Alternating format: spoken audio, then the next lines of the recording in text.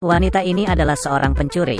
Dia tidak mengandalkan teknologi untuk mencuri barang, tetapi aktingnya, kosmetik, parfum merek terkenal, ia mengambilnya berapapun harganya, kemudian pergi ke kasir.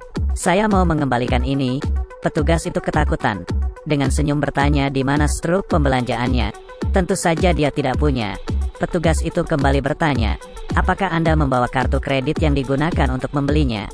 Dia tidak pernah membelinya, tapi ia tidak panik dan menyalahkan petugas karena tidak ramah. Mengatakan dengan tidak berdaya, "Sudahlah, saya tidak akan mengembalikannya. Tolong berikan saya tas belanja untuk membawanya." Dengan tas belanja ini, dia membawa banyak barang mewah. Keluar dari pusat perbelanjaan, masuk ke sebuah hotel mewah. Mendengar beberapa orang ingin keluar kamar lebih awal, dia mengingat nama dan nomor kamarnya. Lalu dia menelepon resepsionis. Berkata dia ada sedikit masalah, ingin kembali ke kamar, tapi dia tidak punya kunci kamar. Apakah mungkin untuk menyuruh petugas ke kamar sekarang? Ya, tentu saja. Lalu dia membawa barang menuju kamarnya. Tidak ada kunci kamar. Mengatakan dia lelah dan ingin istirahat. Membiarkan petugas itu meninggalkan kamar. Hanya begitu saja tanpa mengeluarkan uang, dia berbohong untuk kamar mewah ini. Tapi untuk Debbie, penipuan ini terbilang mudah. Dia ingin melakukan yang lebih besar. Mencuri kalung berlian seharga 1 miliar, tapi itu terkunci dalam brankas. Sangat terlindungi. Hanya dipinjamkan kepada artis-artis terkenal. Dia menemui mantan sahabatnya. Pacarnya adalah seorang penjaga bar. Setiap hari melakukan pekerjaan yang sama, mengajari pelayan cara menambahkan air dan anggur. Tapi ternyata dia sudah bosan dengan kehidupan seperti ini. Mengetahui rencana Debbie, keduanya setuju. Segera mereka mempersiapkannya. Seorang aktris populer akan menghadiri pesta mode. Meminta ia untuk memakai kalung tersebut. Saatnya memulai. Ingin agar rencana berhasil, dia memerlukan beberapa orang. Ini adalah seorang ibu yang pandai membawa barang curian. Tapi dia harus merawat anaknya. Menolak permintaannya secara langsung. "Tidak, saya tidak mau dengar. Saya akan menceritakan seberapa besar tugas ini." "Kamu bercanda." Keesokan harinya dia menitipkan anaknya dan berangkat. Ditambah gadis berkulit hitam teknisi komputer, seorang pesulap jalanan, dan perancang busana yang terlilit hutang. Tim dibentuk. Orang-orang ini tidak hanya terampil, dan mereka semua adalah perempuan. Langkah pertama dari rencana itu, menemukan seseorang untuk membujuk artis itu. Perancang baju adalah yang terbaik. Agar artis mau menerimanya, mereka pertama kali mengatur perancang untuk bertemu dengan saingan artis itu. Kemudian mengambil kesempatan untuk memotret keduanya, dan menulis berita, membeli judul surat kabar.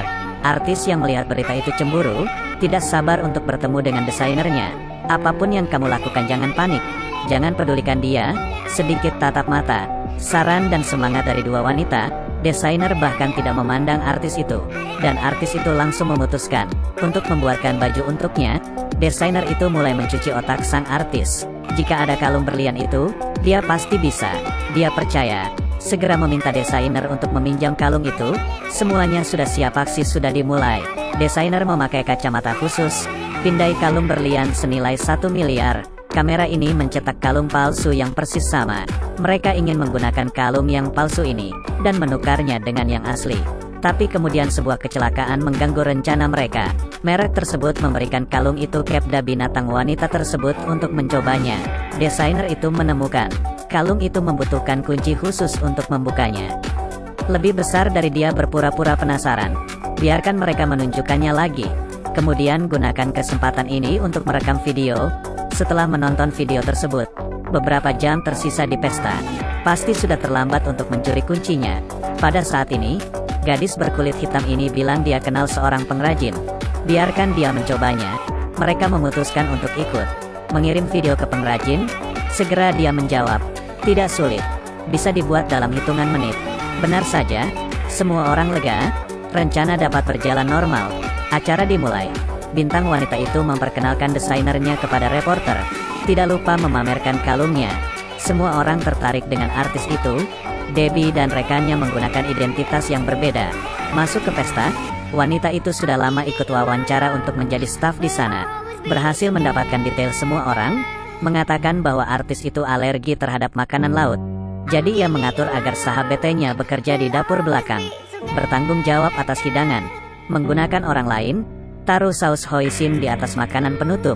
Karena seharian ia belum makan, ia dengan cepat menghabiskannya. Pesulap menyelinap ke toilet, mengunci semua pintu toilet, hanya satu ruangan yang terbuka. Tiba-tiba artis itu bergegas masuk. Dia muntah, kemudian pengawalnya ingin ikut masuk, namun dihentikan oleh Debbie. Karena tulisan toilet wanita, kalian tidak boleh masuk. Pengawal tidak bisa masuk, hanya bisa menunggu di pintu toilet. Saat itu, pesulap yang bersembunyi keluar. Dia membantu wanita itu, dan melepas kalungnya, menariknya dengan cepat. Artis itu tidak sadar kalungnya sudah tidak ada. Gadis kulit gelap yang bertugas mengawasi memberi arahan. Beritahu ibu langkah selanjutnya. Ia harus mengulur waktu. Perintahkan pelayan untuk meletakkan piringnya ke dapur. Datang padamu, Deb. Baiklah, dia sudah ada. Tang. Pelan-pelan, pesulap itu menyelundupkan kalung di bawah piring. Tidak ada yang meragukan tindakan mereka. Pelayan tidak memperhatikannya, membawa piring dan langsung menuju ke dapur belakang. Ditumpukan piring yang terdapat berlian, dibuang ke wastafel, kemudian diambilnya, dan dibersihkannya dengan air. Dia buru-buru memasukkannya ke saku celana, menyelinap ke toilet, mengambil alat yang sudah disiapkannya. Dia bertugas sebagai penilai perhiasan. Memotongnya, dia akan membongkar kalung 10 miliar ini, menyelinap bersama kaki tangannya. Di tempat lain, wanita itu keluar dari toilet, tapi mereka tidak melihat kalungnya. Cepat-cepat ke toilet, tapi tidak menemukan apapun. Kehilangan kalung yang tak ternilai ini, tidak ada yang mampu membelinya. Segera memblokir tempat kejadian, mencari setiap sudut dengan hati-hati. Saat ini, kalung tersebut belum dibongkar, dan para staf telah memasuki dapur. Hanya satu langkah dari toilet. Untungnya mereka masih punya cara lain, menyuruh perempuan di dekat kolam mengangkat kalung palsu. Berteriak dia menemukannya, menyerahkannya. Ia menghela napas lega, mungkin ia tadi menjatuhkannya ke kolam.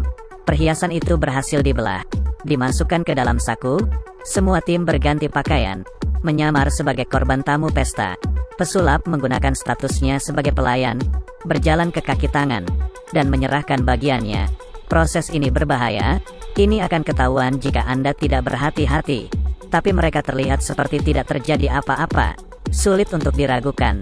Sampai pesta berakhir, tidak ada yang tahu ada beberapa wajah baru. Rencana berhasil. Setiap orang mendapat uang dalam jumlah besar. Mereka sangat bahagia merayakannya. Tiba-tiba artis itu masuk. Semua orang kaget. Jika rencana terungkap, mereka bisa dipenjara. Tapi wanita itu memberitahu Mary. Kak, dia adalah satu tim dengan kita. Ketika desainer memotret secara diam-diam, dia mengetahui rencana mereka. Debbie menyuruhnya ikut masuk tim, berjanji untuk mendapatkan bagiannya. Dengan kerjasamanya, rencana berjalan dengan lancar, dan dia bisa membantu membereskan kecurigaan polisi, memfitnah kejahatan pada orang lain. Orang ini, mantan pacar Debbie. Dia menjebak Debbie di penjara 4 tahun lalu, dan dia bersenang-senang di luar. Debbie memutuskan untuk menggunakan pencurian ini. Balas dendam pada orang itu, artis itu sengaja mendekati pacar Debbie di pesta itu, untuk menjadikannya tersangka pertama. Kemudian dia meletakkan berlian kalung itu di rumahnya, mengambil gambar dan kirim ke polisi. Ditambah kesaksian sang artis, bukti pribadi, mantan pacar, ia hanya bisa menghabiskan sisa hidupnya di penjara. Wanita itu merayakannya. Tidak usah khawatir mereka menemukan kita. Biarkan mereka memilih perhiasannya. Banyak perhiasan. Debbie dan teman-temannya sebelum pesta mencuri lebih banyak perhiasan. Kulkas penuh dengan perhiasan. Masing-masing bisa mendapatkan 200 juta. Dengan kekayaan luar biasa ini, mereka bisa memenuhi keinginan mereka. Artis itu mengubah karir menjadi sutradara, perancang menghidupkan kembali toko pakaiannya. Gadis berkulit gelap memiliki klub biliar sendiri, mengendarai sepeda motor, mulai berkeliling dunia. Dan Debbie kembali ke kuburan saudaranya dan memberitahunya, ia akhirnya mendapatkan mimpinya, menjadi pencuri tak tertandingi. Film ini banyak dibintangi artis populer, memiliki banyak pengalaman untuk mengembalikan pesta mode dalam film.